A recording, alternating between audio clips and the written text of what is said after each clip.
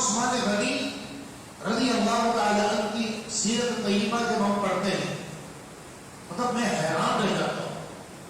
سیدنا صدیق اکبر رضی اللہ تعالی عنہ سے لے کر حضرت غاشی رضی اللہ تعالی عنہ تک جتنے صحابہ ہیں آپ ان کی زندگیاں پڑھیں, حیران رہ جاتا ہے انسان کہ یہ کس شخصیت کے حامل تھے. اتنا بڑا مقام, اتنا بڑا رتبہ, اور پھر رتبے کے ساتھ پیسہ بھی ہو. پیسہ آ جاتا ہے نا انسان کے بعد نخرا آ جاتا ہے, ایٹیٹیوڈ آ جاتا ہے, انداز بدل جاتے ہیں, اور سامنے والے کو غریب کو حقیر سمجھنا شروع کر دیتا ہے. اکثر ایسا ہوتا ہے, سارے نہیں ہوتے لیکن اکثر ایسا ہوتا ہے. خوبصورتی, وہ کہتے ہیں نا بڑا مشہور قول ہے کہ خدا جب وسعت دیتا ہے تو نزاکت آ ہی جاتی. تو اب عثمان غنی رضی اللہ تعالی عنہ عظیم بھی ہیں, تیسرے خلیفہ راشد بھی ہیں, اور اتنا بڑا سینہ مرتبہ سجا. کیا یکے بعد دیگر سرکار کے 2 شہزادیاں آپ کے نکاح میں ہیں. اعلیٰ حضرت فرماتے ہیں نور کی سرکار سے پایا دوشالہ نور کا, ہو مبارک تم کو ذوالنورین جوڑا نور کا. اتنا بڑا مقام سیدنا عثمان غنی. پھر حضور فرمائے کہ اگر میری 40 بیٹیاں ہوتی تو میاں کے بعد دیگر عثمان کے نکاح میں دے دیتا. سرکار علیہ السلام جتنا مقام آپ آگے بات چلے گی تو سنیں گے کہ حضور نے کیا مقام سیدنا عثمان غنی کو عطا کیا. میں آپ کو حقیقت بتاؤں کہ آپ حضور کے جس صحابی کے بارے میں پڑھیں گے نا, ایسی منفرد شان ہے ان کی, ایسی منفرد شان اور عظمت کے وہ حامی ہیں کہ انسان حیران رہ جاتا ہے, اور محسوس یہ ہوتا ہے کہ ان جیسی ہستی چاہے وہ کوئی بھی صحابی ہو, نہ ان سے پہلے آئی ہے نہ بعد میں, سیرت کا عالم, کردار کا عالم, مقام کا عالم, تقوی کا عالم, پرہیزگاری کا عالم, عبادت اور ریاضت کے مجاہدات کا عالم سیدنا عثمان غنی. آپ جب واقعہ فیل ہوا تو اس کے 6 سال بعد آپ پیدا ہوئے. آپ پتہ نا سورہ فیل نازل ہوئی, الم تر کیف فعل ربک باصحاب الفیل.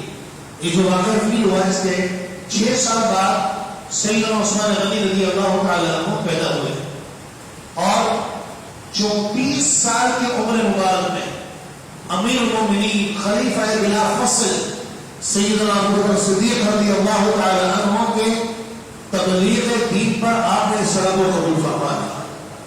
بس آپ سوچئے اب یہ وہ دور شروع ہوا کہ جو ہی آپ نے سلام قبول کیا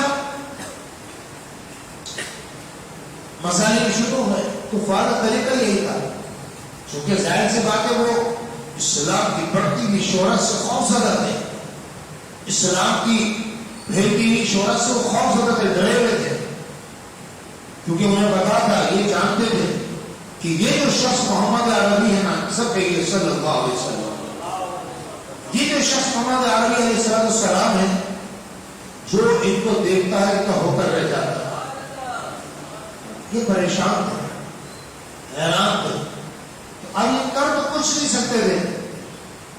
تو بزدل اور بے شرم آدمی کی پہچان یہ ہے کہ وہ انتقامی کارروائیوں کو اتر جاتا ہے, ظلم کرے گا,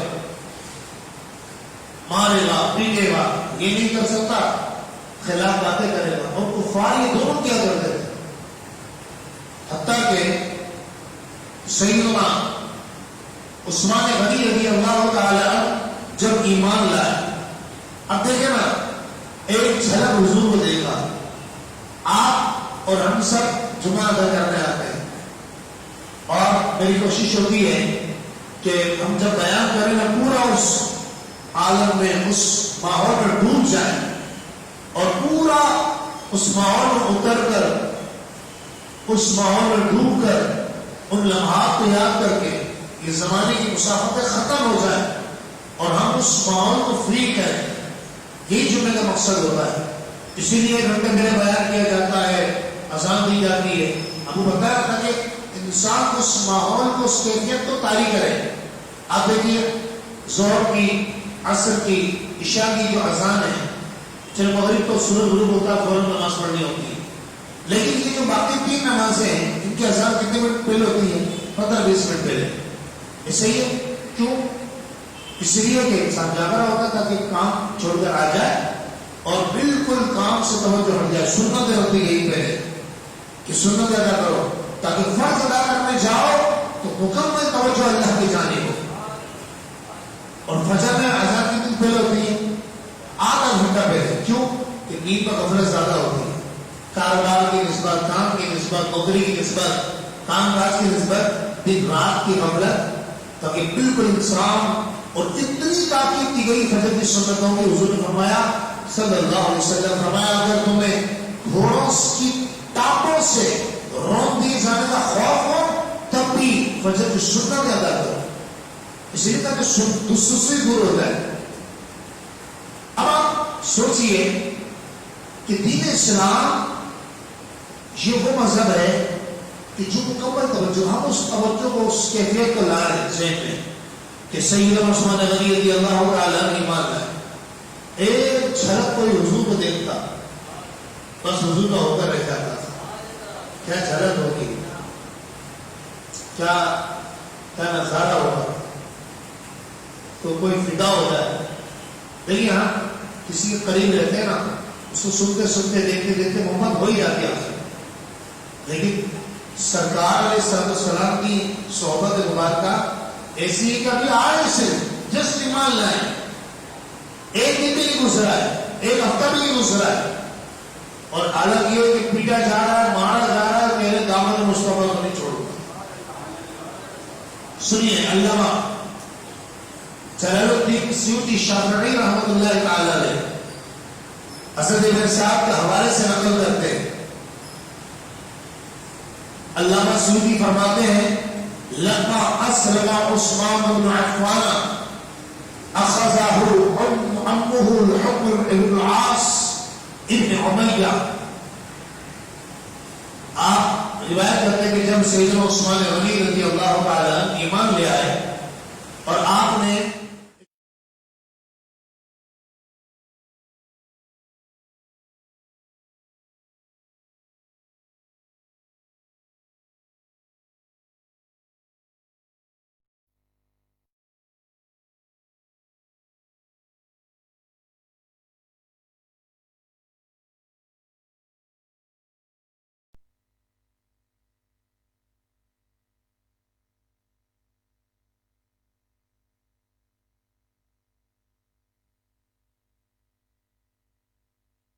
تنگ اور تاریخ کوٹڑی میں ڈال دیا، اور پتہ ہے راوی لکھتے ہیں کہ صرف تنگ اور تاریخ کوٹڑی تھی، اتنی تاریخ تھی، اتنے اندھیرا تھا کہ ہاتھ سے ہاتھ سجائی نہیں دیتا تھا،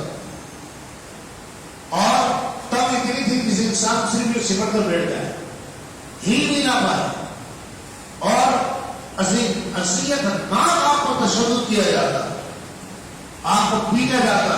سیدنا عثمان غنی رضی اللہ تعالی اور کھانا صرف یہ نہیں کہ قید کر دیا، تنگ تاریخ کوٹھڑی میں ڈال دیا، بلکہ کھانا پینا بھی بند کر دیا،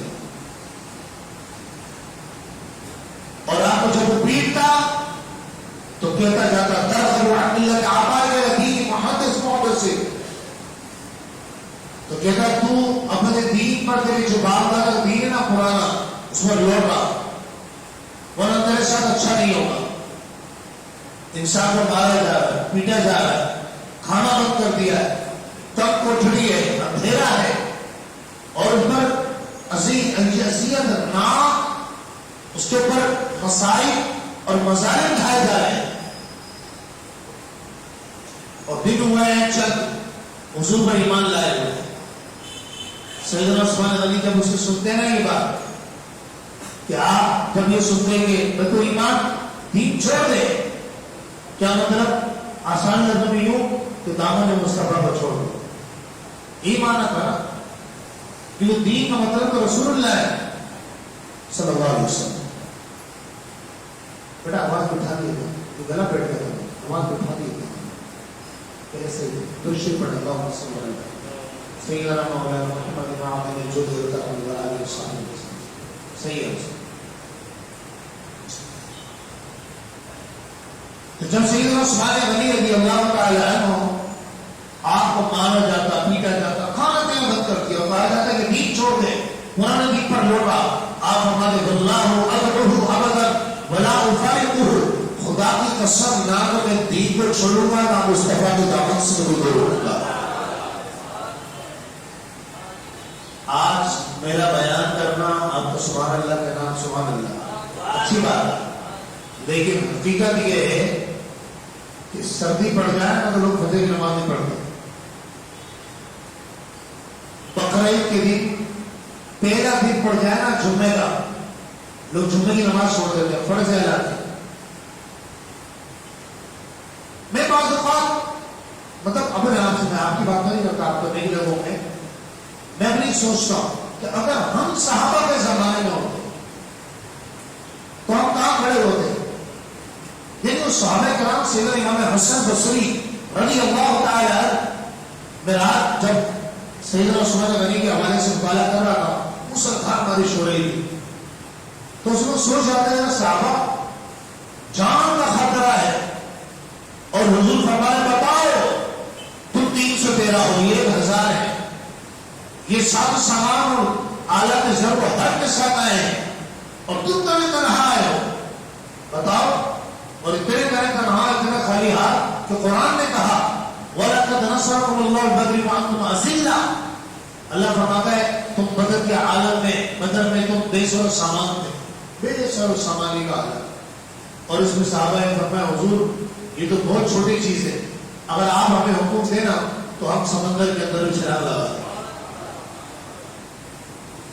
اسے تو نمازیں نہیں پڑھی جاتی بھیا, ٹھنڈے پنکھوں کے نیچے کھڑے ہو کر, قالین پیچھے ہوئے ہوتے ہیں, وضو خانے میں گرم پانی ہوتا ہے. اور سیدنا عثمان غنی رضی اللہ تعالیٰ ایام جو آتے ہیں نا بزرگوں کے, اس کا معنی یہی ہے.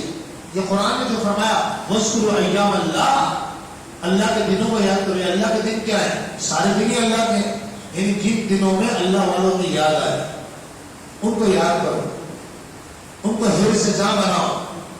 سیدنا عثمان غنی رضی اللہ تعالی عنہ کی شرم و حیا کا عالم یہ مقام سیدنا عثمان غنی رضی اللہ تعالی امیر المومنین ہے. اور آپ کی سیرت طیبہ, یہی آج کا عنوان ہے نا, آپ کی سیرت طیبہ ہمیں کیا درس دے رہی ہے, آپ کی سیرت مبارکہ ہمیں کیا پیغام دے رہی ہے. آج سب بولتے ہیں اللہ عثمان غنی کے خزانے سے عطا کر. عثمان غنی کا خزانہ ہے کیا؟ صحیح مسلم شریف جلد نمبر 2 صفحہ نمبر 277. اور اس حدیث کو کون روایت کر رہی ہے پتا ہے؟ ہم سب مومنوں کی ماں ام المومنین سیدہ ماں عائشہ صدیقہ رضی اللہ تعالی عنہ. اس کی راویہ حضرت ماں عائشہ ہیں. آپ فرماتی کان رسول اللہ صلی اللہ علیہ وسلم مضطجعا فی بیتہ, کہ حضور کاشفا عن فخذی او ساقیہ, کہ حضور اپنے کاشانہ اقدس پر اپنے گھر پر آرام فرمائے. اور کس طرح؟ آقا تو جہاں علیہ السلام لیٹے ہوئے ہیں, ایسے ٹیک لگا رکھا ہے جیسے انسان ریلیکس ہو کے اپنے گھر میں لیٹا ہوا ہوتا ہے. اور فکشف عن ساقیہ, اور حضور نے اپنی پنڈلیوں سے کپڑا ہٹا ہوا ہے جیسے انسان نارمل گھر میں لیٹ جاتا ہے. اما عائشہ فرماتی ہیں حضور اس طرح آرام فرمائے. اچانک دروازہ پر دستک ہوئی اور حضرت ابو بکر, آپ فرماتی میرے والد آئے, حضرت ابو بکر صدیق رضی اللہ تعالیٰ, اور آنے کی اجازت مانگی. اب یہ وہ لمحات آپ غور کریں کہ آقا دو جہاں تشریف فرمائے, آئے ہے جن کے گنبد میں اتنا نور ہے, ان کے چہرے کا عالم کیا ہوگا. جب چاند سے انور ایڑی ہے تو رخسار کا عالم کیا ہوگا. یعنی آج بھی گنبد خضرا دیکھیں تو آنسو نکل آتے صرف تصویروں میں, حقیقت کی تو بات ہی الگ ہے نا جناب. تو سوچو سرکار دو عالم علیہ السلام کا عالم کیا ہوگا. اب آپ فرماتی ہیں میرے والد آ گئے, حضرت سیدنا عمر ابو بکر صدیق رضی اللہ تعالیٰ نے اجازت طلب کی، حضور اسی طرح لیٹے رہے، اسی طرح ٹیک لگا کر آرام فرمائے، اور تکیے کو شرف عطا فرما رہے ہیں ٹیک لگا کر۔ حضور تو جہاں ہاتھ لگا دینا وہ جگہ مشرف ہو جاتی ہے، وہ جگہ صاحب بابرکت ہو جاتی ہے۔ اللہ اللہ۔ پھر سیدنا عمر، آپ فرماتی سیدنا فاروق اعظم رضی اللہ تعالیٰ عنہ ہیں، انہوں نے اجازت طلب کی، حضور اسی طرح بیٹھے رہے۔ پھر دروازے پہ دستک ہوئی، پھر سیدنا عثمان غنی اجازت طلب کرنے لگے، حضور نے منع کر دیا، فرمایا رکو۔ اب آپ فرماتی ہیں، اب حدیث کے الفاظ پر جو مسلم شریف کے الفاظ ہیں، آپ فرماتی فجلس رسول اللہ صلی اللہ علیہ وسلم فسوى ثيابه، تو حضور جب عثمان غنی آئے تو حضور نے ان کو روک دیا دروازے پر، اندر نہیں آنے دیا۔ فجلس رسول اللہ، پہلے حضور سیدھے ہو کے بیٹھ گئے اور جو اپنی پنڈلیوں سے کپڑا ہٹا ہوا تھا اس کو پنڈلیوں پر کر لیا، اور پھر سیدنا عثمان غنی کو آنے کی اجازت عطا فرمائی، آ کے بیٹھ گئے، ملاقات کی، اور ان جھلمل تاروں میں مہتاب کا عالم کیا ہوگا، آقا دو جہاں کی بارگاہ سے یہ تینوں حضرات رخصت ہو گئے۔ اب اما عائشہ فرماتی جب یہ تینوں چلے گئے نا تو میں نے رسول اللہ سے پوچھا، یا رسول اللہ صلی اللہ علیہ وسلم، میرے والد ابو بکر آئے، سیدنا فاروق اعظم آئے، آپ اسی حالت میں بیٹھے رہے۔ یہ نعوذ باللہ اعتراض نہیں تھا، بلکہ بتانا یہ چاہتی تھی کہ مقام عثمان کی حیا کا حضور جانتے ہیں۔ سیدنا عثمان غنی کی حیا کا مقام کیا ہے، مرتبہ کیا ہے۔ آپ سیدنا اما عائشہ فرماتی میں نے عرض کیا رسول اللہ ابو بکر آئے میرے والد، آپ اسی طرح تشریف فرما رہے، فاروق اعظم آئے، آپ اسی طرح تشریف فرما رہے۔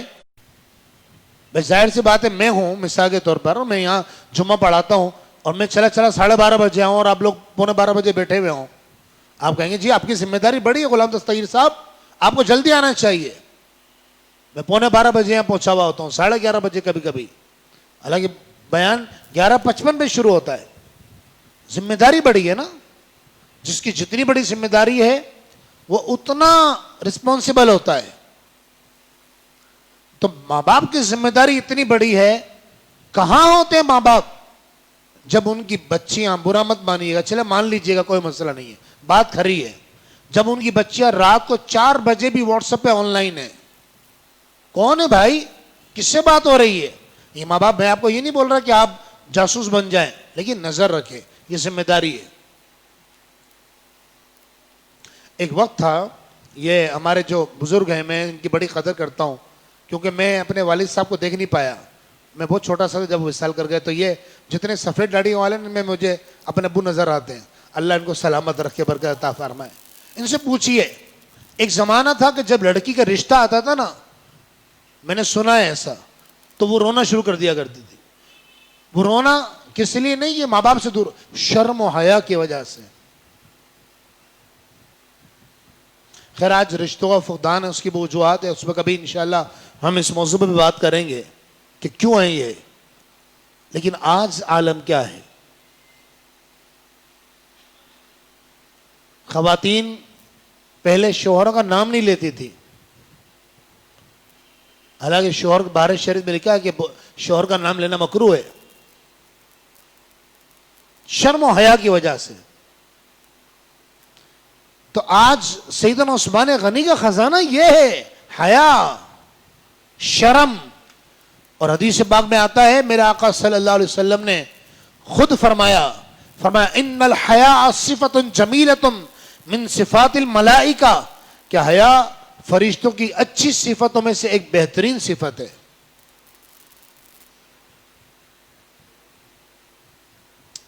اور پتہ ہے حضور نے یہ فرما کر کیا فرمایا؟ فرمایا حیا فرشتوں کی صفتوں میں سے ایک بہترین صفت ہے، لیکن میرے عثمان کی حیا ایسی ہے کہ فرشتے بھی اس سے حیا فرماتے ہیں۔ آج دیکھیے نا، بے پردہ عورت یعنی بد نگاہی کا کانسیپٹ ختم ہوتا جا رہا ہے۔ عورتیں مردوں کو تاک رہی ہوتی ہیں، معذرت کے ساتھ برا نہیں مانیے گا، لیکن اور مرد عورتوں کو دیکھ رہے ہوتے ہیں۔ حالانکہ حدیث ہے کہ غیر محرم عورت کو دیکھا، آنکھ میں پگھلا ہوا شیشہ ڈال دیا جائے گا قیامت کے دن۔ आग से आंखें भर दी जाएंगी। अब ये तो किधर रहेगी, अब तो पता नहीं क्या कुछ होता है। लमान उल हफीज।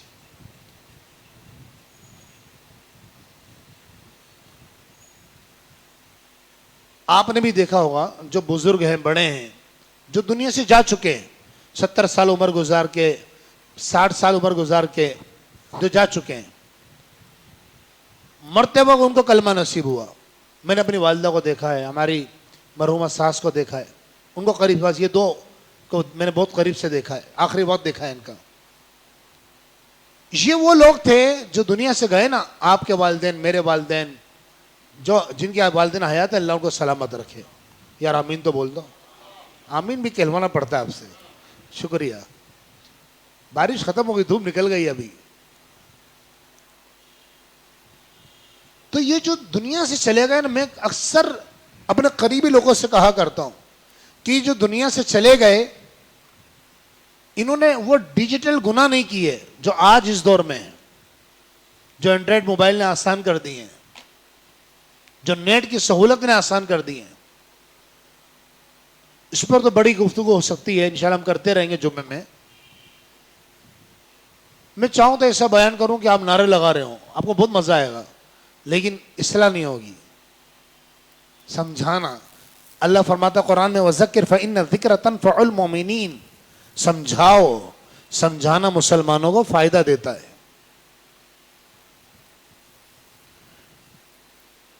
और हया, बेहयाई का उनसर सैयदना सलाहुद्दीन अय्यूबी रहमतुल्लाहि ताला अलैह, आप फरमाया करते थे कि यहूद और सलेबी ये चाहते हैं कि मुसलमान की खवातीन को बेहया बना दें। और सुनो, जिस दिन मुसलमान खवातीन बेहया हो गई, मुसलमान को जवाल से कोई नहीं बचा सकेगा। क्या हुआ अभी बेरूत में, लुबनान में, इराक में, शाम में, सारे क्या हो रहा है, कश्मीर में सिर्फ मुसलमान ही पिस रहा है। कुछ तो असबाब है ना इसके, कुछ तो वजूहात हैं। वो क्या थे ना, उनके पास टेक्नोलॉजी थी ना, बेहतरीन फोर्स थी, और ना पैसा था ना रुपया था। साहबा फरमाते, सैयदना अबू हुरैरा फरमाते, यह आलम होता था कि हुजूर के साहबा के कपड़े एक एक हफ्ते तक नहीं पहनते थे। वो इतनी गुर्बत थी, खाने को नहीं था। बल्कि जो वासिफ अली वासी साहब फरमाते कि उन्होंने चीथड़े जिस्म पर ओढ़कर, चीथड़े अच्छे लिबास नहीं थे साहबा के, फटे पुराने पेवन लगे हुए लिबास थे, उनकी शान बहुत बुलंद थी। कहा उन्होंने चीथड़े ओढ़कर और फटे हुए लिबास पहनकर कैसर और किसरा के ताजों को अपने कदमों तले रौंद डाला। आज हम समझते हैं कि बस माल मिलेगा, रुपया मिलेगा, पैसा मिलेगा। नहीं मेरे भाइयों, खुदारा अपने बच्चों को दीन सिखाएं, कुरान सिखाएं, हदीस सिखाएं, शर्म और हया सिखाएं। स्कूल मदरसा ये आपके बच्चों को पढ़ाएगा, खाली किताब उठाना सिखाएगा, बस किताब को खोलना सिखाएगा, किताब को रीड करना सिखाएगा, पढ़ना सिखाएगा, किताब को लिखना सिखाएगा, स्कूल या मदरसा। तरबियत हमारे बच्चों की हमारी जिम्मेदारी है, कोई और नहीं करेगा। तरबियत माँ बाप करते हैं। कभी इंशाल्लाह इस मौजू पर तरबियत के हवाले से बात चली तो मैं आपको अर्ज करूंगा इंशाल्लाह। बड़ा फुकदान है, बहुत ज्यादा। अल्लाह हुजूर ने पता क्या फरमाया, अल हयाउ मिनल ईमान। हया पर बात की जाए ना, उस्मान गनी का खजाना है ना, आज सब मानते हैं उस्मान गनी खजाना मिल जाए। अरे भाई पैसा मत मांगो, पैसे वालों को ज्यादातर दुखी देखा है, नींद की गोलियां खाते हुए देखा है। दुनिया जहां का अकाउंट में पैसा पड़ा हुआ, डॉक्टर ने बोला नहीं आपको जनाब शुगर है, ये नहीं खाना है, मीठा नहीं खाना है। अल्लाह पाक महफूज फरमाए, अल्लाह पाक जो शुगर के मरीज हैं अल्लाह पाक उन्हें शिफा अता फरमाए।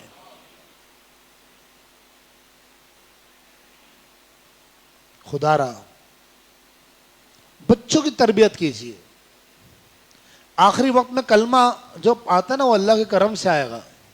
زبان پہ کلمہ طیبہ آخری وقت میں جب انسان اذیت میں ہو, مشکل میں ہو, ورنہ اچھا خاصا انسان بھول جاتا ہے. ایسا ہوتا ہے نا, ہم پریشانی میں ہوتے ہیں, ہم کہیں کام سے جا رہے تو بھول جاتے ہیں یار کیا کام تھا. ایسا ہوتا ہے.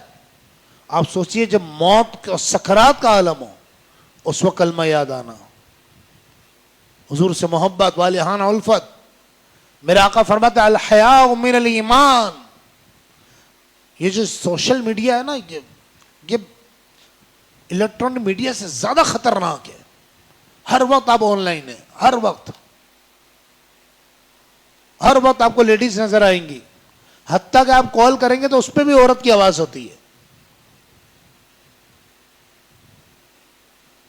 دراصل یہ عورت کے حقوق, آپ کو کیا لگتا ہے کہ یہود اور نصارہ, یہ کفار, یہ لبرل ٹائپ کے لوگ یہ چاہتے ہیں کہ عورت کے حقوق ملے؟ نہیں, بلکہ اسلام نے جو بیریئرز لگائے نا عورت تک پہنچنے کے لیے, کہ یا تو وہ تیری ماں ہو, یا تیری رضائی ماں ہو, یا تیری سگی بہن ہو, یا تیری خالہ ہو, پھپھی ہو, یہ عورتیں ہیں, ان تک تو پہنچ سکتا ہے. اور غیر عورتیں تو پھر نکاح کا ذریعہ ہے. یہ بیریئرز جو لگائیں, اصل میں یہ بیریئرز جو رکاوٹ ہے اسلام نے عورت کی تحفظ اور حفاظت کے لیے کھڑی کی ہے, یہ اس کو عبور کرنا چاہتے ہیں. ہٹا دو اس کو بس. یہ بھیڑیے ہیں, یہ آزادی کے نام پر بچوں کے روپٹے چھیننا چاہتے ہیں, ان کی چادر حیا اور شرم و حیا کی چادریں چھیننا چاہتے ہیں, اور کافی حد تک کامیاب بھی ہیں. میرے آقا نے کیا فرمایا سنیے, فرمایا الحیاء من الایمان. فرمایا حیا جو ہے وہ ایمان سے ہے. کیا مطلب؟ یعنی اگر انسان حیا دار ہوگا وہ ہوگا حیا والا جو ایمان والا ہوگا. الحیاء من الایمان. فرمایا حیا ایمان سے ہے, والایمان فی الجنتی, اور ایمان جنت کے اندر لے جائے گا. والبزاغ من الجفائی, اور بے حیائی یہ ظلم سے ہے, یعنی ظلم سے اس کا تعلق ہے. والجفاء فی النار, اور ظلم جہنم میں لے جائے گا.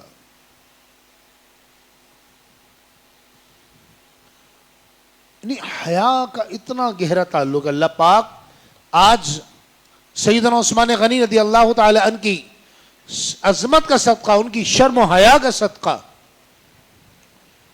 اللہ پاک ہمیں بھی صاحب شرم و حیا بتا دے. اللہ ہماری آنکھوں کو غیرت, شرم عطا فرمائے,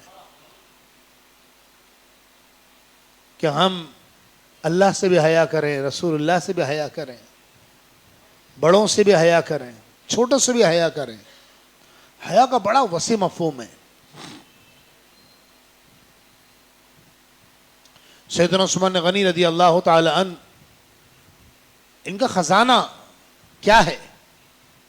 آپ کی سیرت طیبہ ہمیں کیا درس دے رہی ہے کہ خزانہ لو میرا, وہ خزانہ حیا ہے, اور اللہ کی راہ میں لٹانا, یہی سیدنا عثمان غنی کا خزانہ ہے.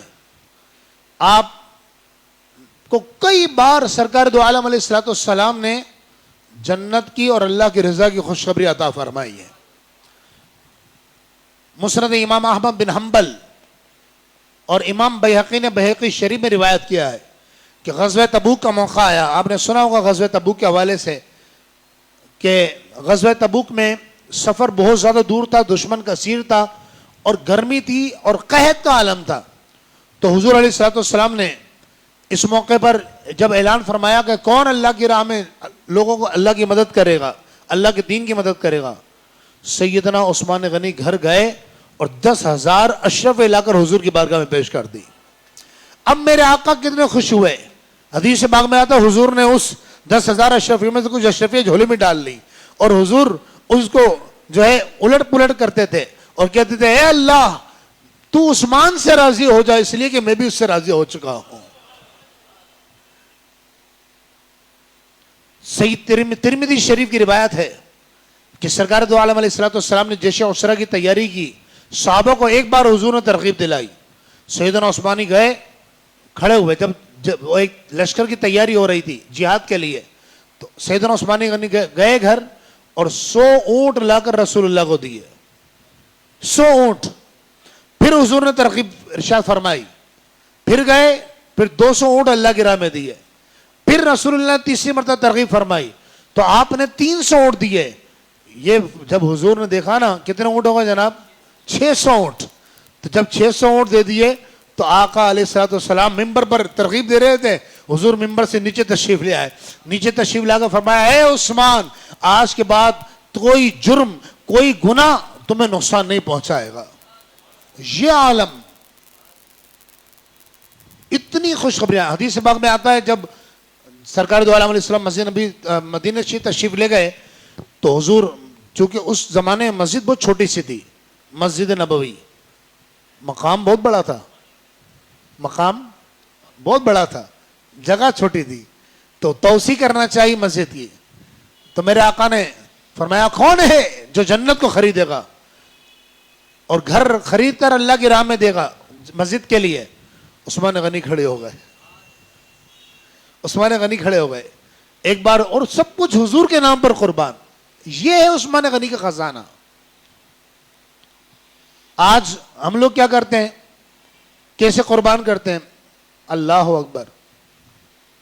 مسجد میں جمعے کا چندہ ہوگا نا جو سب سے مرگلا نوٹ ہوگا نا جو بارش کی وجہ سے گیلا ہو چکا ہوگا اور پتہ ہے یہ پان والا بھی نہیں لے گا. حالانکہ پان والوں کے سب سے گھٹیا نوٹ ہوتے ہیں عام طور پر سارے نرم سے بالکل. وہ جو کہیں نہیں چل رہا ہوگا نا بولے چلو اللہ کی راہ میں گیا مسجد میں ڈال دیں گے. حقیقت ہے افسوس کا مقام ہے یہ. اللہ فرماتا قرآن پاک میں چوتھے پارے میں فرمایا لن تنالوا البر حتی تنفقوا مما تحبون. فرمایا تم اس وقت نیکی نہیں پا سکو گے جب تک کہ پسندیدہ چیز اللہ کی راہ میں قربان نہ کرو. آپ کبھی بیٹھ جائیں ایسا نہیں ہے نئے نئے نوٹ بھی ہوتے ہیں لیکن اکثریت آپ خود سوچئے نا ہمارے گھر کے الیکٹرک بل گیس کا بل تو ٹی وی کا بل کیبل کا بل اور جناب والے نیٹ کا بل پھر اپنے موبائل کا بل تو یہ بل وہ بل یوں 1000 روپے.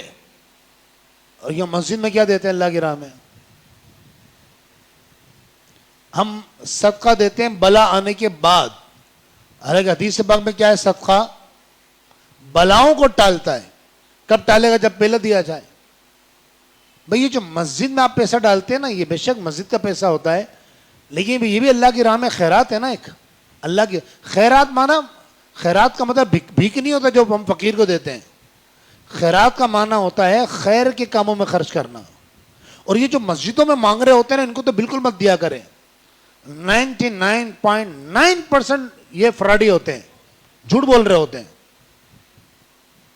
میں آج تک مجھے کوئی ایک بندہ ایسا نہیں ملا کہ جو میں نے باقاعدہ شاید پچھلے جمعہ 2 جمعہ اعلان بھی کیا تھا وہ غائب ہو گئے فراڈی. بھائی میرے کو اللہ نہ کرے اللہ پاک ہم سب کو محتاجی سے محفوظ فرمائے. میں اکثر جمعے میں دعا بھی کرتا ہوں آپ نے سنا ہوگا اللہ ہمارے ان ہاتھوں کو دنیا والوں کے آگے پھیلنے سے بچانا. لیکن اگر مجھے کوئی ضرورت ہو اللہ نہ کرے کسی انسان سے حاجت ہو اور یہ اسماعیل بھائی بولے یار مفتی صاحب کوئی مسئلہ نہیں ہے آپ دستگیر بھائی مجھ سے لے لیجیے گا مجھے ٹینشن ہے مجھے اپنا کام کروانا ہے کہ پیسے چاہیے بھائی کام ہونا چاہیے. تو اب یہ جتنے آتے ہیں نا وہ میں یوں ہوں میں وہ ہوں میں فلاں ہوں آپ ان کو پکڑ کے بولیں یہ اتنے آپ کو راہ گھمائیں گے اتنے گھمائیں گے کہ الامان والحفیظ. یہ کبھی انشاءاللہ اس موضوع پر بھی میں درس قرآن کروں گا کہ یہ بھیک مانگنے کا شرعی حکم کیا ہے. تو خدا را باتیں تو بہت ساری ہے اور اتنے واقعات ہیں کہ سیدنا عثمان غنی اتنے بڑے تاجر تھے کہ 40 اونٹ کوئی مانگنے والا آتا نا. ایک مرتبہ ایک شخص آیا حضور نے اس کو بھیجا جاؤ عثمان کے پاس جاؤ. اس نے کہا جی میں بہت غریب ہوں میری بچی کی شادی ہے. حضور نے فرمایا جاؤ عثمان کے پاس جاؤ. گئے دروازہ بجانے لگا اندر سے آواز آئی. آپ اپنی زوجہ سے فرما رہے تھے کہ یہ ذرا چراغ کی لو کم کر دو تیل زیادہ جل رہا ہے. تو وہ جو سائل آیا تھا اس نے کہا یار یہ تو کنجوس آدمی ہے جو ذرا سا تیل جل رہا ہے یہ مجھے کیا دے گا. لیکن اس نے سوچا مجھے کیا مسئلہ ہے مجھے حضور نے بھیجا ہے. اس نے دروازہ کھٹکھٹایا سیدنا عثمان غنی باہر تشریف لائے. فرمایا کیا ہوا؟ اس نے کہا جی مجھے حضور نے بھیجا میری بچی کی شادی ہے میں غریب ہوں تو آپ میری مدد فرمائیے. تو آپ نے فرمایا ٹھیک ہے ویسے تو سائل آتے ہیں تو میں اپنے پاس سے دے دیتا ہوں لیکن تمہیں حضور نے بھیجا ہے نا یہ 40 اونٹ جو کھڑے نا جاؤ لے جاؤ تمہارے لیے ہے. یہ عالم سادگی خود اپنی جان پر. تو آج ساری زندگی قرآن سے محبت کرتے رہے آخری وقت میں بھی قرآن پڑھ رہے تھے، جب آپ کی انگلیوں پر تلوار لگی، انگلیاں کٹی آپ کی، قرآن پڑھ رہے تھے، جو پہلا قطرہ خون کا گرا وہ قرآن کی آیت پر گرا، فَسَيَكْفِيكَهُمُ اللَّهُ وَهُوَ السَّمِيعُ الْعَلِيمُ۔ اللہ انہیں کافی ہے۔ سیدنا عثمان غنی ساری زندگی قرآن کی خدمت، جامع القرآن کہا جاتا ہے آپ کو۔ تو ہمارا مشن بھی یہی ہے کہ آفاق کے گوشے گوشے میں قرآن کو سنا کے دم لیں گے، اب رکنا نہیں ہے، اب تھمنا نہیں ہے، فردوس میں جا کر دم لیں گے انشاءاللہ۔ یہی عثمان غنی کا خزانہ ہے، آپ کی سیرت طیبہ یہی درس دے رہی ہے۔ اللہ تبارک و تعالی ہم سب کو عثمان غنی رضی اللہ تعالیٰ عنہ کے خزانے سے مالا مال فرمائے۔ آج آنے والی رات سیدنا عثمان غنی کے عرس پاک کی رات ہے، ہو سکے تو گھر پہ ضرور فاتحہ کا اہتمام فرمائیں، جو بھی آپ کے گھر میں موجود کھانا بنے رات کو اس پہ فاتحہ دلوائیں سیدنا عثمان غنی، یا کل دن میں دلوائیں۔ اللہ پاک میرا آپ کا ہم سب کا حامی ناصر اور مددگار ہو۔ وما علینا الا البلاغ۔ کھڑے ہو جائیے، صف درست کر لیجیے۔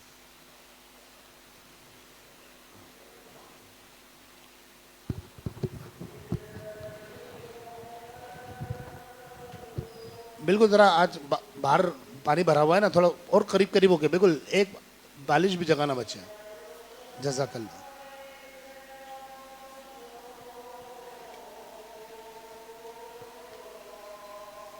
آ جائیں اندر، آ جائیں اندر، آ جائیں۔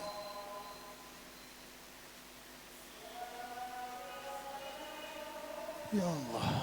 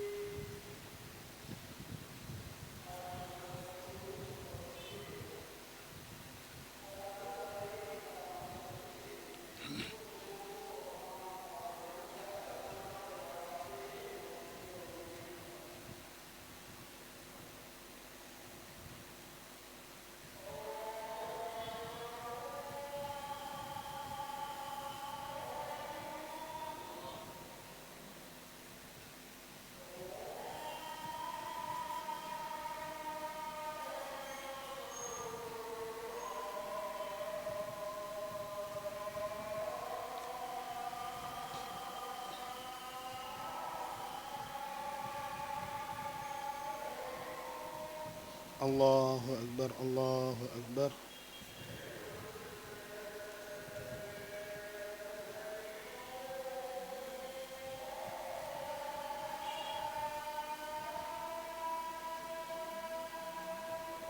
اشہد ان لا الہ الا اللہ۔